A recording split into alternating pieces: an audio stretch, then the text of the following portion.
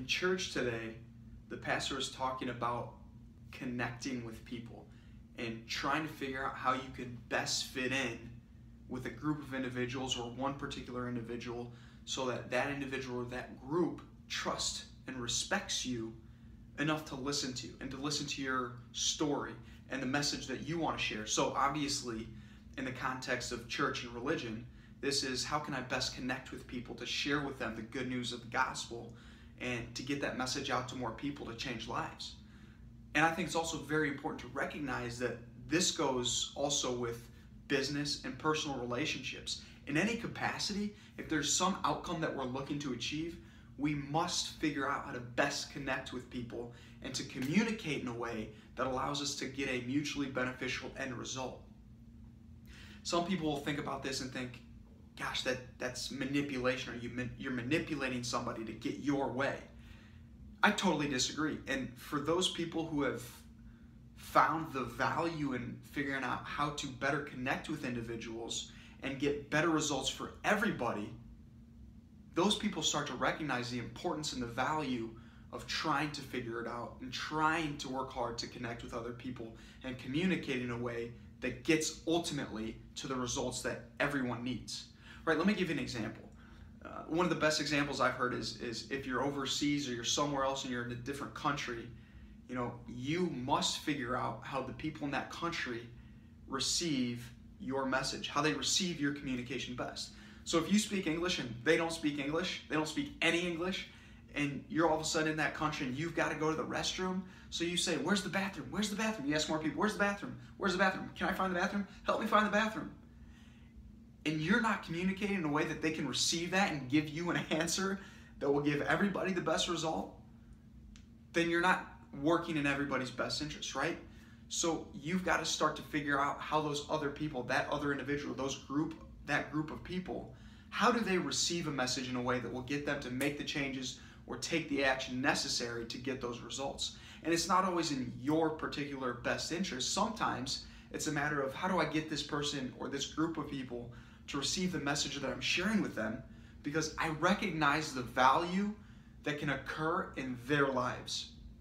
I recognize that I'm so passionate about this message that I want to share that I really have to figure out how these people connect. How can I best communicate with these people to get the end result of sharing that value in a way that they accept and receive that message, whether it's a religious message or whether it's a message in sales for business or whether it's in a personal relationship, a friendship. We have to work hard to better understand how people communicate.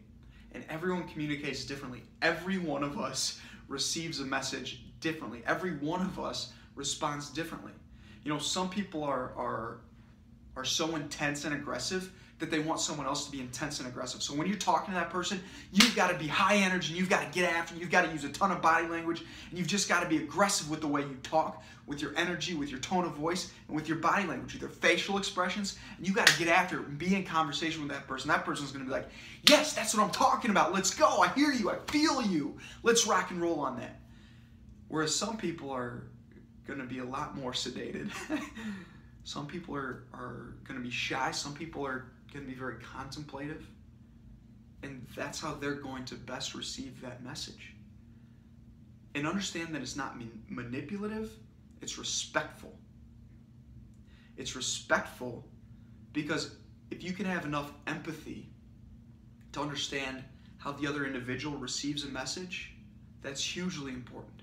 If you can have enough empathy to recognize that for me to get my message across to this other individual or this other group of individuals that I'm trying to connect with and share a valuable message with, and to get them to take action or have certain beliefs, we really have to dig deep and say, is it fair and respectful for me to communicate in the way that I best communicate?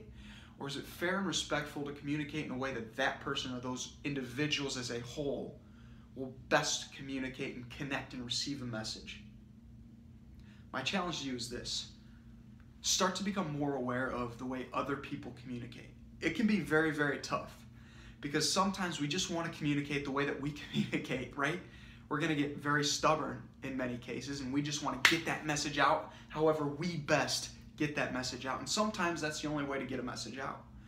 but to really connect with someone else, to really connect with a group of people who you feel can receive a valuable message or valuable information from you or your company or your church, whatever it is, whatever that message is that you want to get out. Start to recognize that other people communicate differently. Everyone communicates differently. And as soon as we can start to connect and recognize the way people connect differently, then we can start to connect more effectively.